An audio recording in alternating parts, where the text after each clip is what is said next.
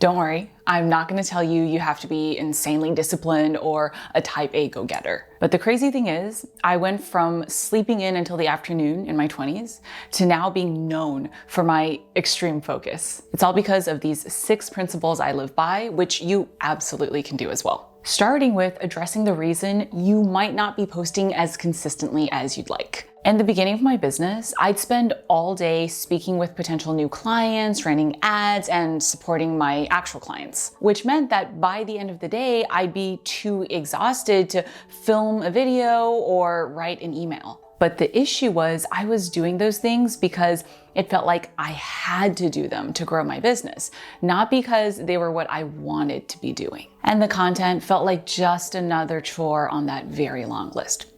Have you felt that way before? If so, let me share a duh moment that it took me way too long to realize. When you figure out how to create content sharing the things you want to be sharing, it not only stops becoming a chore, but it also becomes one of the fastest ways available to you to grow your business right now. Plus, when you think about this as something that you get to do, you'll figure out what you want to share and how you want to share it in a way that feels fun and fulfilling. High five to that. Once I realized that, I saw that I had my priorities completely backwards. Now, content is the first thing I do in my workday. So if nothing else gets done, the content still does. This way, I'm not only sharing what personally feels fulfilling, but also grows the business. So here's how I would think about it.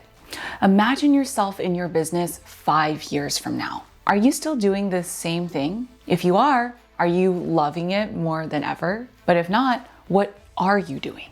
And how does your content, in a way that you love, fit into all of this? Your answers will help you figure out why you really want to do this and what you need to work on in order to get there. But that's not the only thing you need to do to stay consistent. And a lot of content creators miss this next piece. I get it, because you see what's working for someone else, and it's easy to think, I've got to do what they're doing to make it work. In the beginning, I made the same mistake by sharing a lot of my private life on Instagram. But the problem was, I hated doing it. I'm a pretty private person and I don't love talking about myself. Do you have a platform like that?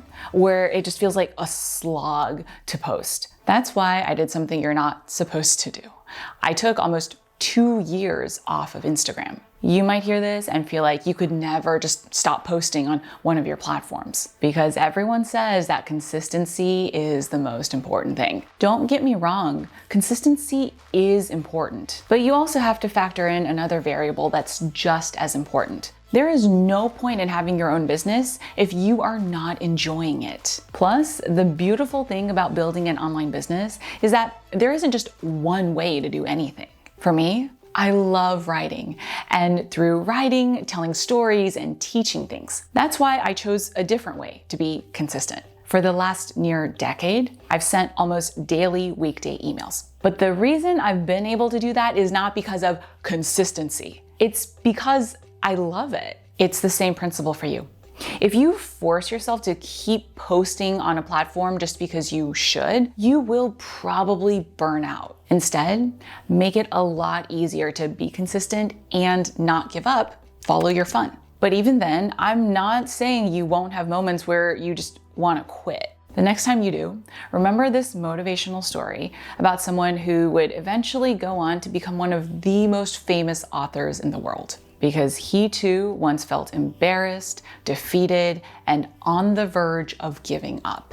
In fact, as Theodore Geisel walked down the street after getting his 27th book rejection, he was literally planning on going home and burning the manuscript. But then he bumps into an old friend from school, who just happens to have been made the new editor of children's books at another publisher. His friend bought the manuscript on the spot. And now this guy's books line every bookshelf in America. You might know him better by his pen name, Dr. Seuss. The takeaway here is that it's okay and normal to feel like quitting. So don't let that hold you back. But even more than that, don't judge yourself for feeling that way because it's so normal. The key is to let yourself feel it and keep on going. because you never know what could literally be just around the corner. But it can also be easy to get too carried away by inspiration, especially when you hear stories of creators who grind through it for a long time and then have a massive breakthrough. Like the world's current #1 YouTuber, Mr. Beast, who famously published daily videos for 4 years before he got his first 1,000 subscribers. Happily, of course, it paid off, and now he has over 200 million of them. But the problem is, when you hear his amazing outcome, it can be easy to overlook all the years that he spent living with his mom and barely scraping by before he succeeded. Unfortunately, the reality is that most people can't do that. In fact, I'll be the first to admit I was not willing to. My #1 priority has always been taking care of my family. And if that goes for you too, the last thing you want to be thinking is, if I don't make this sale, I'm not going to be able to pay the bills this month. Instead, set yourself up for success. It's a lot easier to be consistent when you don't have to get results today. That's why I stayed in my job until I made 6 figures from my first online business. Even though I really wanted to quit, I never wanted to be desperate for that next sale. And I did the same thing with content creation. For example, I didn't really focus on YouTube until I already had built up steady traffic from other sources and had a sizable email list. The key is to set yourself up for stability first, so that you don't have to rely on pure discipline or motivation to keep on going. But I'm also about to share some advice that goes against the normal consistency wisdom out there.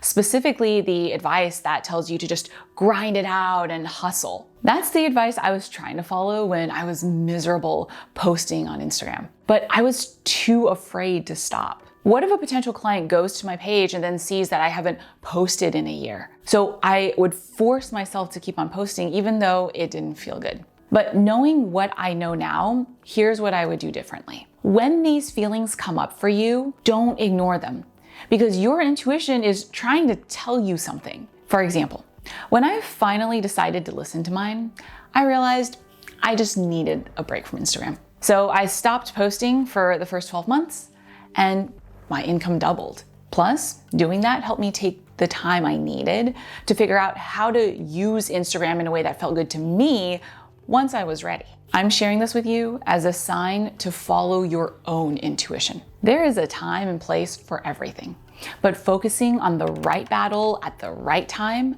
can make all the difference. But in case you're wondering, as someone who was raised to just do the work, this attitude did not come naturally to me. I was taught that you do what you need to do, and if something works, you keep on doing it. That's why once I used Facebook ads to grow my current business past 7 figures, I was so afraid to stop using them, even though they stopped scaling at a certain point, and it felt like I was spending all my time monitoring my cash flow and trying to come up with new ad ideas, which, just to be clear, is not my idea of doing fulfilling work. But it led to a lot of sales, which is why it felt so scary to stop. The specifics might differ for you, but as you grow, you'll probably get to a point like this too, where the content that was working well for you no longer feels like a fit. But you might be scared that if you move on, you're gonna leave money on the table. You might even feel conflicted because you feel like your identity is wrapped up in that too. Like, I used to really pride myself on being a 7-figure business owner who rocked at Facebook ads. But I truly believe that there is always a way to grow your business and enjoy your work, which is why I took that risk and ultimately shifted away from that strategy. Now, years later, that risk has paid off because I chose a strategy that felt good to me, in my case SEO, and stuck with it. I hope you'll take that as proof that you can turn consistency into a tool that works for you. Now, I would love to hear from you. Are you great with consistency? If so, tell us your best tip. But if you're struggling with it, what's holding you back? Let us know in the comments.